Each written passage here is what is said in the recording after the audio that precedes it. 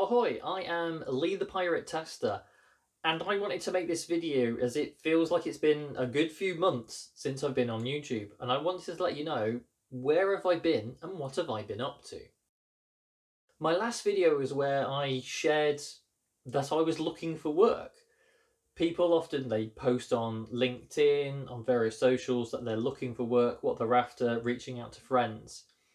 Because of making these YouTube videos, I decided to try something different. It felt on brand for me, and it was a big experiment, and that was to make a video of what I'm looking for in a job and what I can offer a company. I will put a link down in the description below, but ultimately I don't need it anymore. I'll get to that shortly. It was an interesting experience because I got some really positive feedback. I had people I know saying it was very distinctive. They felt it was very me, which is honestly what I was looking for. Potentially companies who might have been interested in me, once they saw the video, went, he's not the right fit for us, or they're not the right fit for me, and so it never progressed. It's impossible to know if those kind of companies were suitably impacted. It's sadly not the kind of thing I can get results on. I hope that it potentially encourages other people to try such a thing.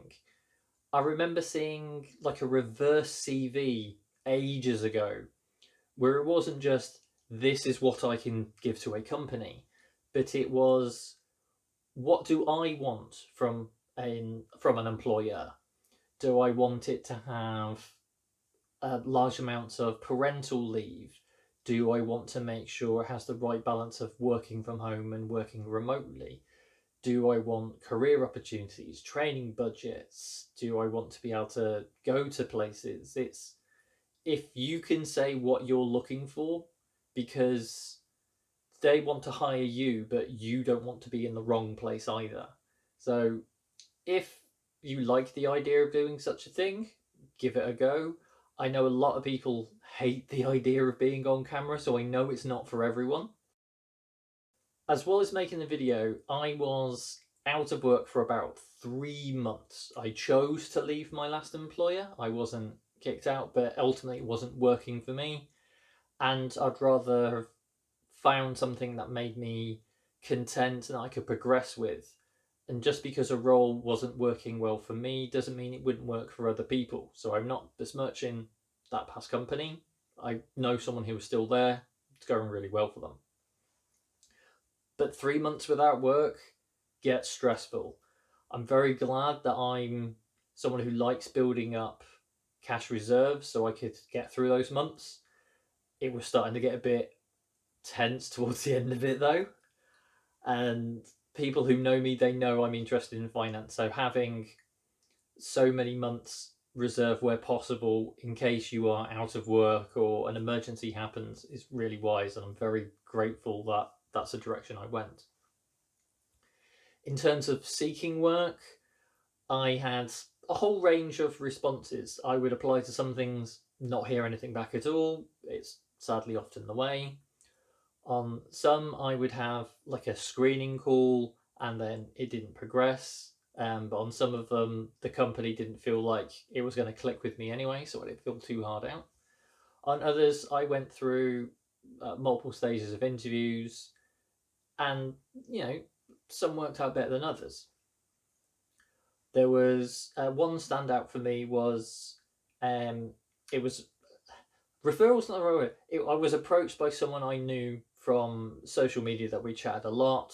I had great respect for them, and they were like, "Hey Lee, we need a tester to come in. I've seen your stuff. You seem great. How do you feel about an interview and an assessment?" I was like, "Absolutely. Love the idea of working with people I know. It feels it speeds the process up in terms of getting settled, and if I have a problem, being able to approach them."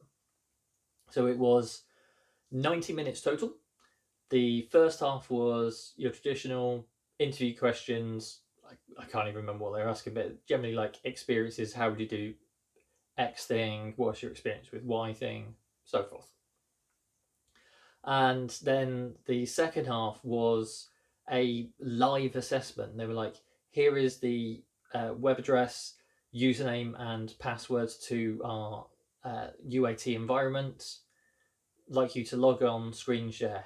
Can you go to click along to this part of the app? How would you test this? And I was like, this is going to be fun. And for me, it was like, I like being able to unleash my skills. I feel it's like, as we're doing these videos, I can show myself better than I can purely just describe. And so there were forms to fill out on it, there was date pickers, there was a whole bunch of things. And I found bugs with it. I found genuine production bugs they had due to the way I had tested it.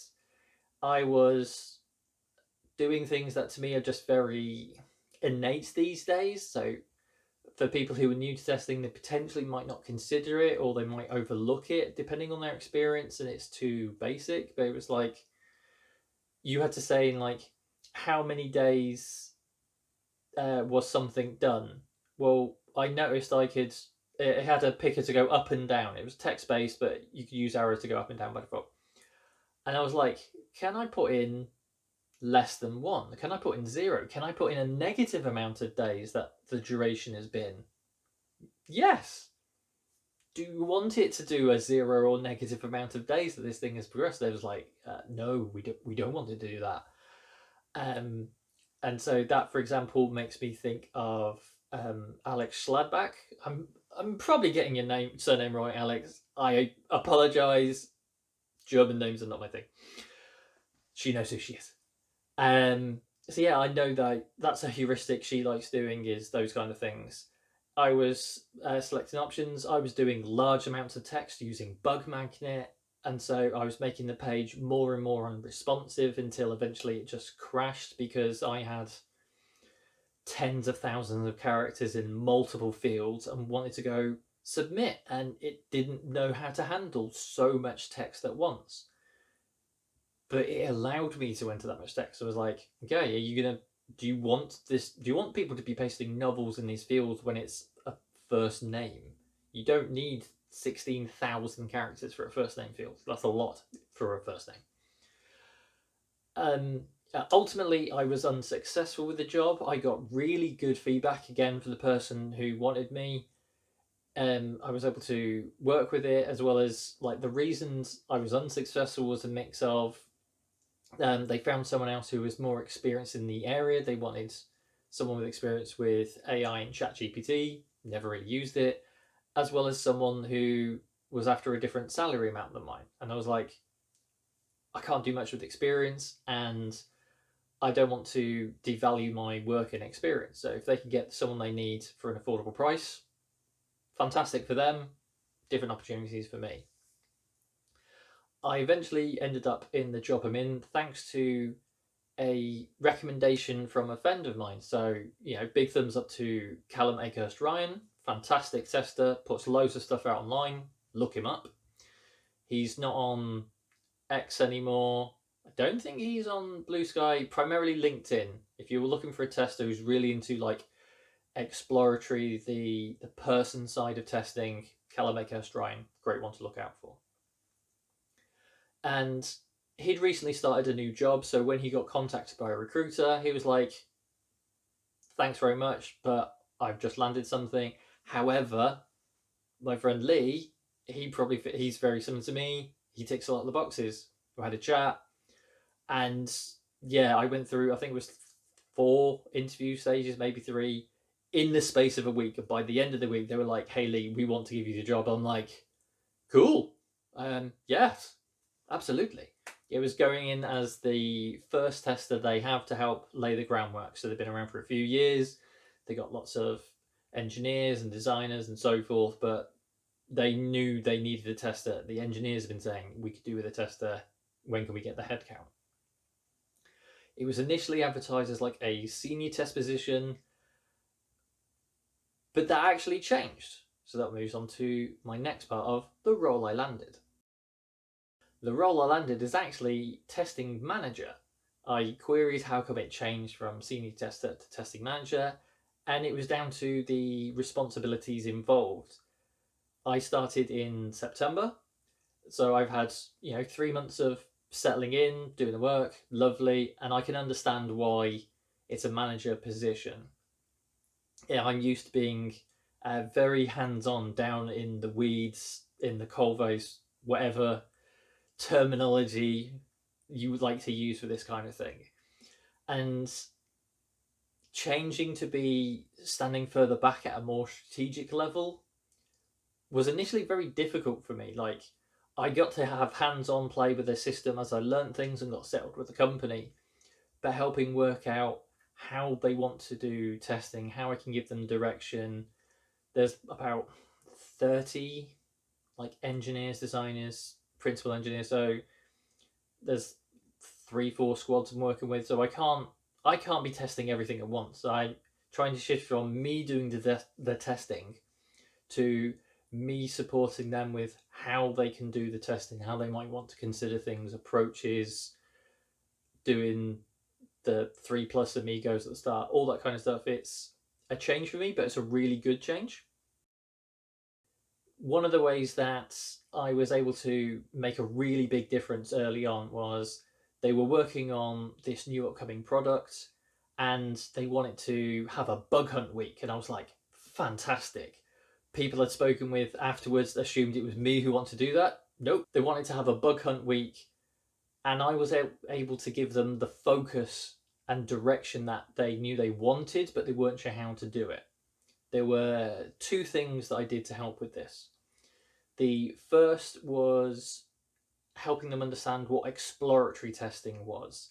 If they wanted to try and do a bunch of detailed test cases in whatever tool they wanted to use, from my experience, it's probably going to be something like Excel/Google Sheets or Words in Google Docs/Word, something like that. They would have spent so much time writing it that it would have been very draining. They might still have had gaps and so forth.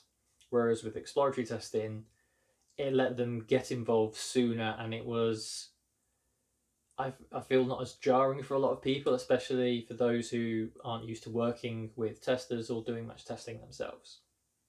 The second thing, which relates to it, was the use of testing charters. So explore a thing with resources to discover, your classic grouping.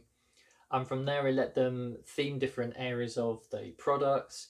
It let them consider browsers, personas, operating systems. So it let them approach things in a way that was very useful to them. Speaking with one of the principals as we were organising it, he admitted that's exactly what he needed, but because he was unaware of the terminology, he couldn't find it himself. He wouldn't know what he's trying to Google. Whereas for me, I was like, yeah, it's just this. I know it like the back of my hands, but it's my domain. That's what they brought me in for, is to help support them with that. And it was really successful. There were people trying stuff out. I was getting people to group up to try and do ensemble testing. And for people who aren't used to testing, doing stuff on your own can be very taxing, very draining, whereas making it a big social thing, getting them to work together, loads of bugs were found, which is what we wanted. If we didn't find any bugs, we would have gone, cool, it's built right. But by finding bugs, and in combinations that potentially weren't considered at the time, it helps get a stronger product before we gave access to the final customer. So it's still a win.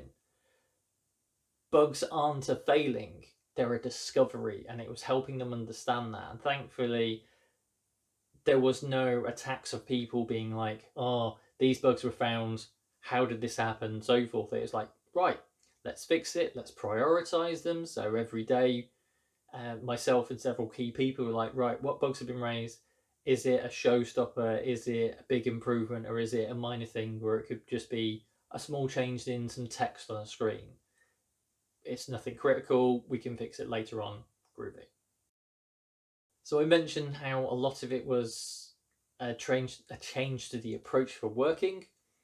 One thing that I would like to say is I don't think I would have been able to land in this role as well as I have if it wasn't in particular for one person I used to work with. Chris Chant, or Christopher Chant as he likes when it's written out, but rather than spoken. I've worked with him in 2 roles previously. I went to the first one to work with him and Vernon Richards, tester from Leicester, both fantastic people. They moved on to other things, but then when Chris moved, he went, "Hey Lee, would you like to follow me?" I was like, "Absolutely, you're a great manager." And it was working with him, seeing how he tries to balance being hands-on and strategic with supporting people, how being the test manager is also like being the test coach by helping mentor people, support people. Because as the manager here, I'm not a line manager. There are no testers that I manage. We have an automation tester who started after me, but he doesn't report to me. We are covering effectively 2 different fields. He's doing the automation, I'm doing the manual, the exploratory, the strategic. So we're both helping in different ways, but I'm not his boss. And weirdly, I don't report to the head of engineering. Testing at the company I'm at is part of product, which is a change for me. I've never had product be in charge of testing in the past. It's always fell under engineering to one way or another, whether it's like eventually the head of development or so forth, but it's always been that branch. And it's by doing this, it's let me see things in different ways, be involved with meetings I might not have been involved with otherwise, to consider that my role as testing manager to help support with how quality, testability, these things are considered at different stages across a project, from right at the beginning as things are even just being considered to at the end, and even post-release to be like, right, we want to get this thing released. What are we doing to make sure we haven't impacted thing post-release? Looking into logging, looking into using Datadog more. There's so much going on with this that if I got asked a year ago, I either would have felt very uncomfortable by, or felt like I wasn't suitable to do it. But I'm definitely feeling I'm the right person in the right place at the right time, and I'm exceedingly lucky for that. One other thing that I did since my last long form video was I tried streaming. So there's a chance you might have seen the streaming that I did on YouTube, which was Tuesday night testing. The name itself I completely stole. I did not come up with that, but it was something that used to happen years ago. It was just getting testers to chat about things online, like on a particular day, whereas I just completely stole it because no one was using it. It was abandoned. And I was like, right, I'm going to go onto my computer and I'm going to stream for an hour me testing a website. I wanted to use it as a way to show off my skills. So if people were like, hey, what's Lee like as a tester? They can see it. I had one company that I was starting to go through the interview process. The hiring manager saw one of my streams and then joined in the chat on one stream. So he immediately was like, I like what Lee's doing. I want to hire that guy. I didn't go down that route because I had the 2 options at the same time. I went to the one I'm in. And it was good, especially when I was getting months without work. I'd just be like, right, I want to make sure that I'm keeping my abilities, that I'm staying in touch with things, that I don't get myself too rusty, that I forget how to do stuff. And so it was fun like that. I had a couple of people throw me some money on Ko-Fi. So AJ and Ben, thank you very much for that. When I'm earning 0 money, even a few quid a couple of times, it just felt very appreciative. And again, thank you for that. I wanted it where when I was doing testing, I was using like the ethical hacker approach of I didn't want to test a site I didn't have permission to test. I wouldn't want to risk breaking something or exposing something for someone who wasn't looking for it, where I wasn't meant to be there, or could potentially cause problems. So it was sites that were built for testers, were demo sites, were designed to be used in such a way. The reasons I stopped doing it are a couple. So the first was I was finding what I was doing was very samey. It was primarily web-based things because I was using a browser. And so there's only so many ways that I can try to break a text field with character lengths, with characters I'm inputting, with types of characters, by does it accept emoji, so forth. And I was just retreading old ground. I was like, I'm not offering anything new. People have seen the previous four, they're not going to get anything new from this fifth one, for example. I had considered looking at things like security or accessibility testing with like online courses, and me going through those through things like Hack the Box and similar sites where I could spin up an environment, try to follow their workshop and break it, or learn about it, discover things. I weren't sure if I would be allowed to, because I would need to really read the T's and C's of, are you allowed to even stream this kind of stuff or record it? Because I don't want to breach a T and C of something and find out I shouldn't have been doing that because it's proprietary knowledge, they want people to sign up, whatever. But also, is that a direction I'd want to go and maintain it? I had it where I missed a couple of sessions, and like so many things, if you can't maintain that schedule, it gets really difficult to get back to it. And just, yeah, I might potentially try doing it again from 2024.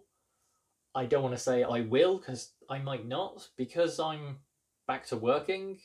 It's not as critical that I feel I need to keep my skills up. But conversely, by not having so much hands-on, it could be a nice way for me to do stuff that's hands-on and that I'm not able to try out or consider things. We'll see. The the time worked for me, so I was doing it at 8 p.m. UK time. And so even when I was having to look after my son, he's generally asleep by then. It doesn't get too late in the day that it causes a problem for me, interferes with my social life. The time seemed okay for people in or near the UK to be able to do stuff like after work, and for people who were, say, in North America, it's still at a useful time for them. It's probably never a good time for people further east with like India or Australia, because it's very late, or depending on point of view, very early, and therefore not as useful for them. But at least by having it where it's streamed on YouTube, it automatically saves it and you can watch it back. I've spoken with a couple of friends who do some streaming. They we discussed the pros and cons of, say, using Twitch versus YouTube. Because I've built up this YouTube account and it saves the videos, I opted that route. If I did Twitch, that's probably better for long, multiple hours of streaming, where it's like multiple times a week, but it doesn't keep the videos for long. I think it's like 14 days, and as such, I'd need to pull them and either upload the whole thing to YouTube or find clips, which is just even more work. I know they also changed the rules where you couldn't stream onto YouTube and Twitch at the same time. I think that was something that Twitch changed in their T's and C's, so that wasn't a possibility for me either. So that's where I've been and what I've been up to. I've been wanting to make some more videos for a while. Some of it has been down to, like, when I was out of work, it was hard to get in a good headspace. Then it was starting a new job and I was wanting to focus on that. There's been some other stuff that's been going on personally that I don't really want to get into too much detail here, but that's been making it hard to focus as well. But one of the biggest struggles I have with making videos, I don't like using the term content creator because that feels too fluffy and overused and other stuff, but when creating content, I struggle with coming up what I want to do. Like, once I get myself in front of the camera, I am fine. But it's knowing what I want to talk about in front of the camera I find I struggle with, and that's what's really difficult. If I haven't got a topic, I don't want to make bad videos. I want to make something that people would be interested in watching that help people out to some way. So when I did like the sequel videos or creating discussions, I really like that kind of stuff. But I'm not the kind of person who has the equivalent to a blog ready to go in their back pocket every week, every month, every couple of days. Like, I know people who can put out content very often, and I still find it astonishing. I want to get better at that. I do like interacting. So, like, one of the things I had with Tuesday night testing is on a couple of videos, or a couple of streams, sorry, there were people I knew that were in the chat, and that activity made it really good. Probably should have talked about this in the Tuesday night testing section, but I'm not cutting this up and moving it around.